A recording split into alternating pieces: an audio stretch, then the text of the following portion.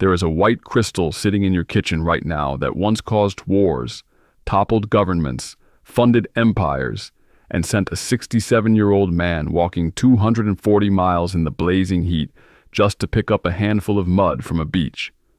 Armies have marched for it. Revolutions have been ignited over it.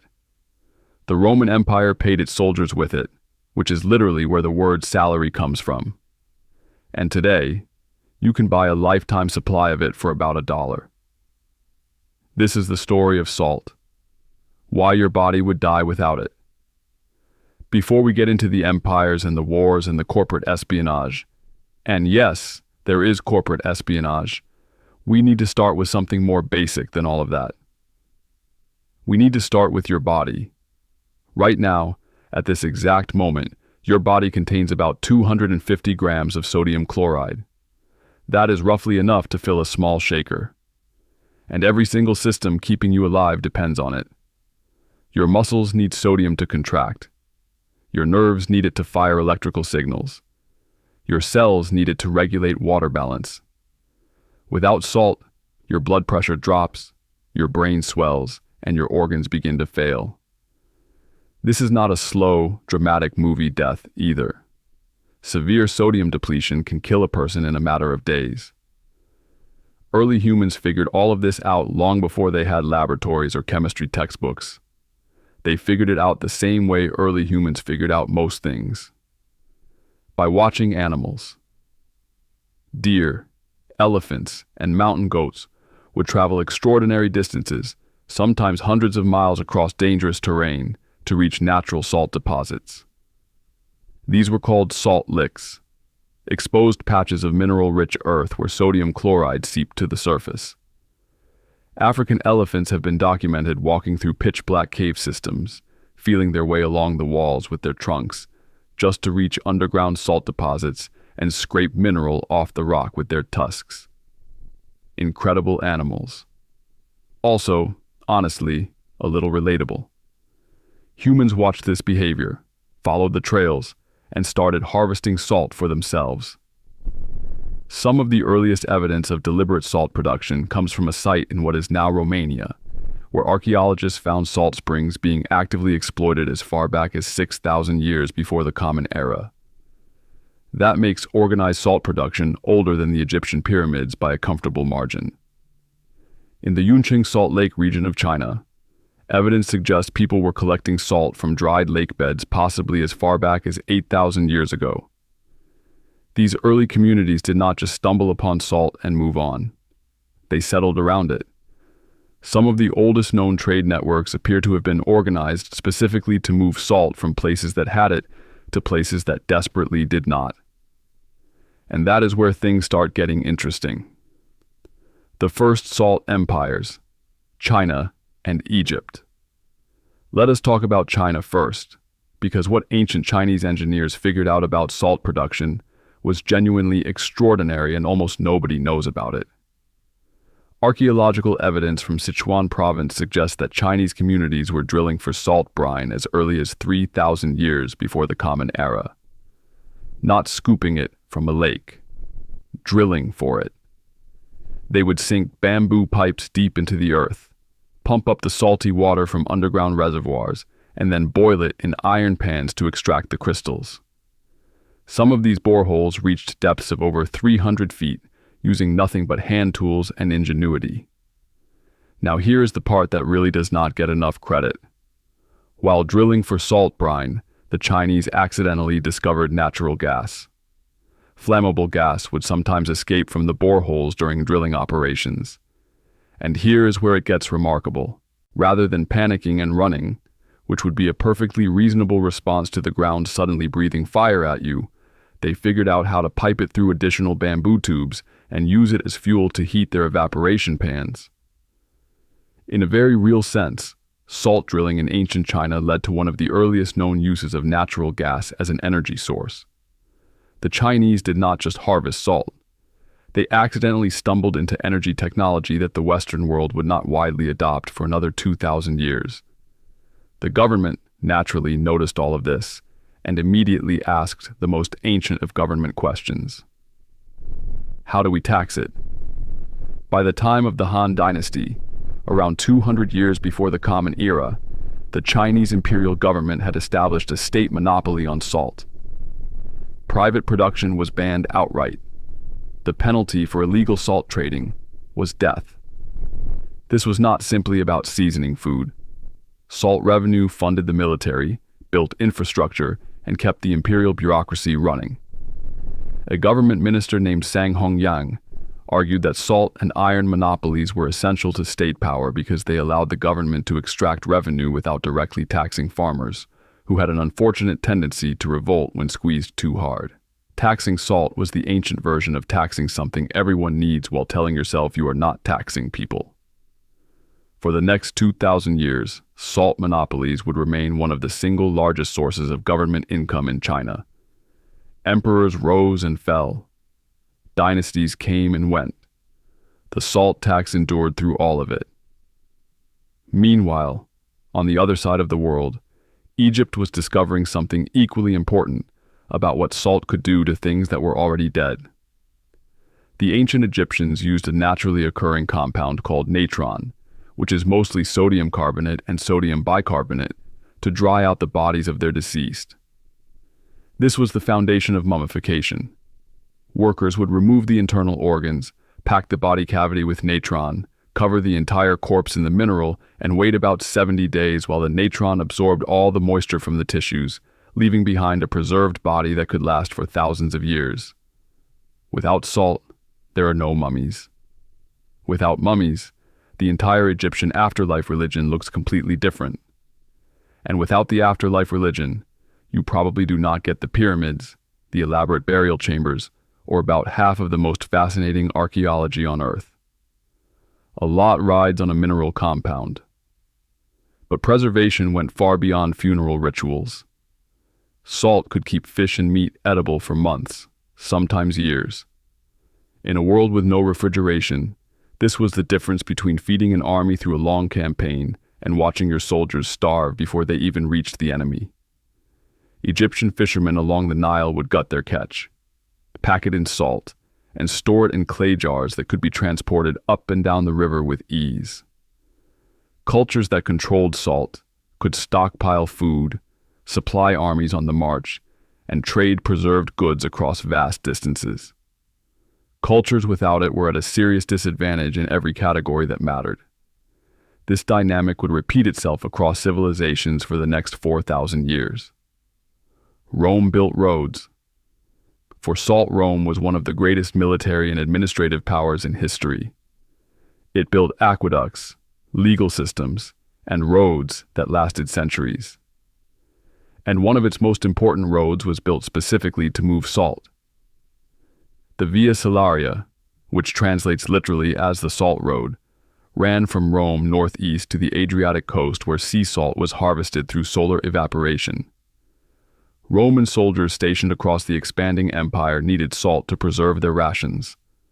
Without preserved food, you cannot maintain an army across thousands of miles of territory. Without an army, you cannot maintain an empire. So salt was, in a very direct sense, one of the load-bearing pillars of Roman power. And here is where you get one of the most durable etymological legacies in the English language. According to the ancient historian Pliny the Elder, Roman soldiers were sometimes paid directly in salt, or given a financial allowance specifically designated for purchasing it. The Latin word for this allowance was salarium. You can already hear it. Salary. Every single time you negotiate your salary, complain about your salary, or celebrate getting a raise, you are participating in a linguistic tradition that stretches back over 2,000 years to a Roman soldier buying salt with his wages. Honestly, it puts pay negotiations in a slightly different perspective. The Romans also weaponized salt, or at least the idea of salt. There is a famous story that after Rome finally destroyed Carthage in 146 before the Common Era, Roman generals ordered the farmland of Carthage sown with salt so that nothing would ever grow there again. Historians debate whether this actually happened, because salting that much agricultural land would have required an almost absurd quantity of a very expensive resource. But the fact that this story was told and retold and eventually became accepted as historical legend tells you everything you need to know about how the ancient world understood salt. Valuable enough to be currency, destructive enough to be a weapon. The Romans also gave us garum, which deserves a brief moment of appreciation. Garum was a fermented fish sauce made by layering fish and salt in large stone vats and letting the mixture break down slowly in the sun for weeks. It smelled extraordinary, and not in a good way. But the Romans adored it. They put it on everything. Garum factories operated from Spain to the coast of North Africa. It was the ketchup of the ancient Mediterranean, and it existed entirely because of salt's preserving power. The Romans were essentially running an ancient condiment empire, and they did not even realize it. The Sahara's salt and gold trade. Now we move to one of the most dramatic trading stories in human history, taking place across one of the most inhospitable landscapes on Earth. Starting around the 8th century, enormous camel caravans began crossing the Sahara Desert, carrying slabs of rock salt harvested from mines in places like Tagaza, a settlement so remote and hostile that even its buildings were constructed from blocks of salt. When your architecture is made of the same thing you are trying to sell, you are in a genuinely extreme location.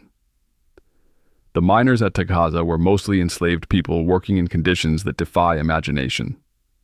Temperatures regularly exceeded 120 degrees. No fresh water for miles. Food had to be carried in from the outside world. The Arab traveler Ibn Battuta visited in the 1300s and described it as one of the most miserable places he had ever seen. And this man had traveled extensively across the medieval world, so he had a solid baseline for misery. But the salt coming out of those mines was worth a fortune. Caravans traveled south for weeks, sometimes months, heading toward the great trading cities of West Africa. Timbuktu, Djenné. A single caravan could include thousands of camels, each carrying 200-pound slabs of rock salt. Sandstorms buried entire groups. Dehydration killed camels and men alike. Bandits lurked the most profitable routes.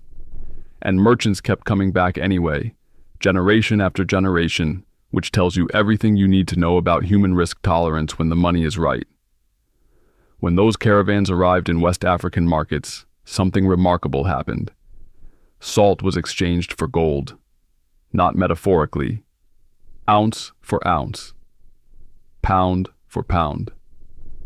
The Mali Empire built much of its staggering wealth on controlling this trade. Mansa Musa became so rich that his pilgrimage to Mecca in 1324 crashed the Egyptian gold market for a decade. All of it built on salt crossing a desert. Venice, the Salt Republic. While salt empires were rising in China and West Africa, and Rome was building roads to move it, a very different kind of salt power was emerging in Europe. And it was coming from one of the most unlikely places imaginable. Venice is built on mud, quite literally. The city sits on a cluster of small islands in a lagoon in the northern Adriatic, its buildings propped up on millions of wooden piles driven into the soft sediment below. There is no natural resource base. No farmland, no forest worth speaking of, no mineral deposits. Venice had mud, water, and an extremely good eye for opportunity. The Venetians had been producing sea salt from the shallow lagoons around the city since at least the 7th century. But the Venetians were not satisfied with simply making salt. They wanted to control who could buy and sell it across the entire Mediterranean. That is a meaningfully different ambition. By the 1200s, Venice had established what amounted to a stranglehold on the salt trade in the region. They would buy salt cheaply from producers along the Adriatic and Mediterranean coasts, stockpile it in massive purpose-built warehouses, and then sell it at enormous markups to cities and kingdoms that depended on it for food preservation and basic survival. Any competitor who tried to undercut Venetian prices was met first with economic pressure, and then, when that failed, with something more forceful. Venice went to war over salt. In 1379, the Republic fought what became known as the War of Chioggia against Genoa, and control of salt production in the Adriatic was one of the central issues. Venice won, and with that victory, tightened its grip on Mediterranean salt distribution even further. Here is the elegant and slightly ruthless logic that made Venice so powerful. Salt funded the Venetian navy. The Venetian navy protected the salt trade. The salt trade funded a larger navy, which protected a larger trade. It was a self-reinforcing cycle that transformed a city of mudflats and wooden pilings into one of the wealthiest and most influential powers in the medieval world. The profits from salt helped finance the stunning palaces, the art, the architecture, and the culture that we still associate with Venice today. When tourists walk across the Rialto Bridge and marvel at the beauty of the city, they are, in a very real sense, walking through the physical legacy of salt money. Salt, taxes, and revolutions. Here is a fun game. Take any major popular uprising in history and look for the salt tax underneath it. You will find it more often than you would expect. In 1597, the Spanish rulers of Naples tried to impose a new tax on salt. The Neapolitan people, already ground down by heavy taxation, erupted immediately. They attacked tax collectors, burned government buildings, and briefly seized control of parts of the city. The Spanish eventually crushed the rebellion, but the Salt War of Naples became a lasting symbol of what happens when you squeeze people too hard on something they literally cannot survive without. But nowhere was the salt tax more systematically catastrophic than France. The gabelle, France's infamous salt tax, had existed in various forms since the 1300s. By the 17th and 18th centuries, it had become one of the most despised institutions in the country. The tax was not applied evenly, which made it even more infuriating. Some provinces paid enormous rates. Others were partially exempt. This created a thriving black market in smuggled salt, which the government responded to by deploying an army of salt police called the gabellists. These officers raided homes, searched travelers, and arrested anyone caught carrying untaxed salt. Now imagine that for a moment, a police force whose entire job is finding illegal salt.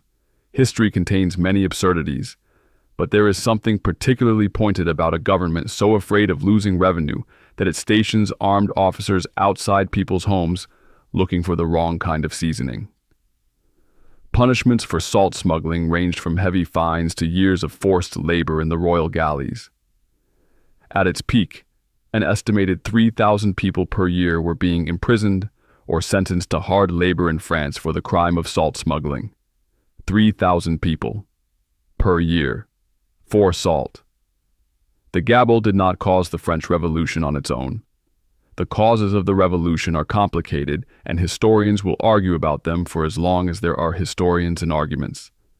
But the salt tax was one of the clearest, most personal, most daily examples of aristocratic greed that ordinary French people experienced in their lives. When revolutionary leaders sat down to catalog the injustices of the old system, the salt tax was near the top of every list. In 1789, when the mob stormed the Bastille and the old order began to crack, the gabelle was abolished within weeks. After 400 years, the salt tax died in the fire of the revolution. It had helped start. That is poetic justice with particularly good timing. Salt and the American Civil War. Most people think of the American Civil War in terms of battles, generals, and political ideology. And all of that is real and important. But there is a logistical story running underneath the military history that almost never makes it into textbooks, and it involves salt. The Confederate States, cut off from northern industry and foreign imports by the Union naval blockade, faced a desperate and rapidly worsening salt shortage by 1862. Salt was essential for preserving meat to feed Confederate armies in the field. Without preserved meat, soldiers ate spoiled rations, weakened, fell sick, and lost the ability to fight. A hungry army is not a very effective army. This is as true in 1862 as it was in ancient Rome. Before the war, a bag of salt cost approximately $2 in the South. By 1862, that same bag was selling for $60 in some areas of the Confederacy. Families that had never thought twice about salt suddenly could not afford enough to preserve their food through a season. The Union understood exactly how critical this vulnerability was, and moved deliberately to exploit it. Union forces destroyed the massive salt production facility at Saltville, Virginia, one of the Confederacy's most important domestic sources. Other raids hit salt works along the Gulf Coast in Florida and Louisiana, systematically dismantling the South's ability to feed its own army. The Confederate response was increasingly desperate. New wells were dug in remote locations. Salt was scraped from smokehouse floors and walls where decades of preserved meat had left mineral residue in the wood. Women tore up the floorboards of their smokehouses and leached the salt-saturated earth through makeshift cloth filters, wringing out every last crystal they could recover. They boiled the dirt from beneath old meatpacking facilities to extract whatever sodium remained in the ground. It was never enough. Some historians make a serious and well-supported argument that the salt shortage contributed as meaningfully to the Confederate defeat as any single battlefield loss. Wars are ultimately won and lost through logistics, and salt was at the heart of Civil War logistics in a way that almost nobody learns about in school. You can win every tactical engagement and still lose a war if your soldiers cannot eat. Gandhi and the Salt March. Of all the stories in salt's long history, this one might be the most quietly devastating. For decades, the British colonial government in India had maintained an absolute monopoly on salt production. Indians were legally forbidden from making or collecting their own salt, even though it washed up freely on the beaches of their own coastline. They were forced to buy government salt at prices inflated by heavy taxation. For the rural poor, who had almost no economic margin to spare, this was both a financial burden and a daily humiliation. And here's the thing about salt as a symbol. Everyone needs it. The wealthiest merchant in Bombay and the poorest farmer in Bihar both need it to survive. The injustice of being forbidden from picking up a mineral from your own shore required no explanation, no political theory, no pamphlet. Anyone who heard it understood immediately that it was wrong. Gandhi understood this. On March 12, 1930, he set out on foot from his ashram near Ahmedabad with 78 followers. Their destination was the coastal village of Dandi, 240 miles away. They walked for 24 days. By the time they arrived, thousands had joined, and journalists from around the world were watching. Gandhi bent down and picked up a small lump of natural salt from the mud. An old man picking up dirt from a beach. But it was also a direct act of defiance against the entire structure of British colonial authority. And everyone watching knew it. Within weeks, millions of Indians were making their own salt and openly breaking the law. Over 60,000 people were jailed. The British responded with violence. The images traveled everywhere. The Salt March did not end British rule overnight, but it shattered something that could never be repaired. All of that from picking up salt. When salt stopped mattering. And then, almost anticlimactically, salt stopped being scarce. The Industrial Revolution changed the equation completely, and it did so with remarkable speed. Mechanical mining equipment could extract rock salt from deep underground deposits at speeds and scales that would have been genuinely incomprehensible a century earlier. In Cheshire, England, industrial salt mines opened that could produce more salt in a single week than an entire medieval salt works could produce in a year. Not a decade. A year. In a week. Vacuum evaporation technology allowed producers to refine salt with unprecedented efficiency, removing impurities and creating the uniform white crystals we recognize today. New transportation networks, railways, steamships, and eventually highways made it possible to move millions of tons of salt across continents for almost nothing. The discovery of enormous underground salt deposits across multiple continents further changed the calculation. In the United States, vast salt reserves were found beneath the Great Lakes region, in Kansas, in Louisiana, and in Texas. Deposits so large that geologists estimated they could supply the entire world for centuries. By the 20th century, salt had completed one of the most dramatic falls from strategic importance in the history of human civilization. The same mineral that had funded the Roman military, built the Venetian navy, triggered the French Revolution, hobbled the Confederate Army, and sent Gandhi walking to the sea was now being dumped on icy roads in Minnesota winters and sold in bulk containers at warehouse stores. Today, the world produces roughly 300 million tons of salt every year. The majority of it goes to industrial purposes: chemical manufacturing, water treatment, and de-icing roads. Only a small fraction ends up on dinner tables. A 26-ounce container of table salt costs somewhere around $1 in most places. Adjusted for inflation, salt is cheaper now than at any point in recorded human history. And there is something both genuinely wonderful and quietly strange about that fact. What salt left behind here is what salt's story actually tells us, and it is worth sitting with for a moment. For thousands of years, salt shaped the fate of nations. It determined which cities prospered and which ones starved. It decided which armies could survive a winter and which ones collapsed in the field. It built trade routes across deserts, funded the construction of palaces and cathedrals, and provided the economic foundation for empires that lasted centuries.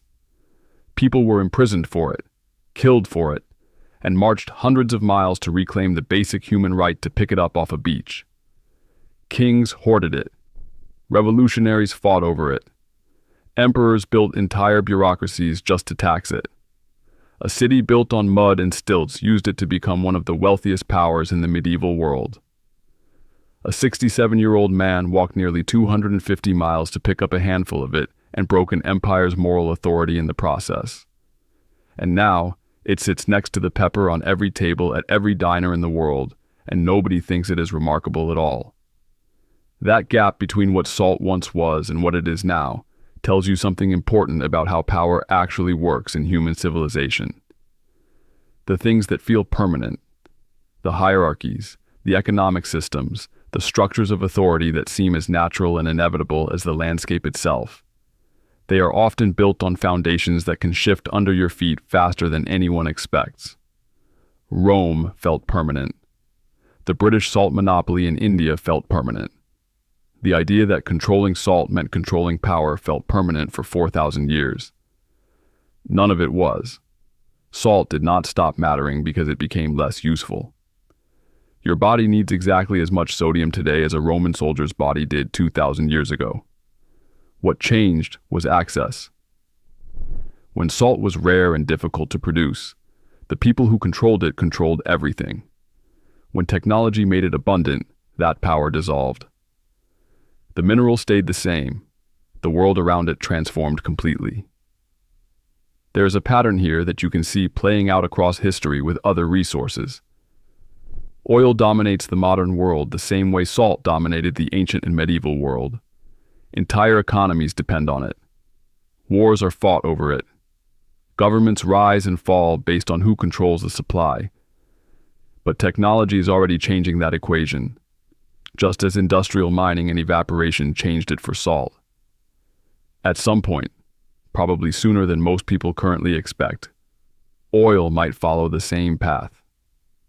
From the most strategically critical substance on the planet to a commodity so cheap and abundant that nobody gives it a second thought. When that happens, whatever comes next will feel inevitable in hindsight, just like salt feels inevitable now. So the next time you reach for that shaker at dinner, or absent-mindedly shake salt over something that did not really need it, which we all do, take a second to actually look at what you are holding. You are looking at a substance that built civilizations and destroyed them. That was worth its weight in gold and then worth almost nothing. That marched armies across continents and marched Gandhi to the sea. That gave us the word salary and the ruins of Carthage and the Baroque palaces of Salzburg and the moral undoing of the British Empire. all of human history compressed into a tiny white crystal that dissolves on your tongue in about half a second. Not bad for something you can buy for $1.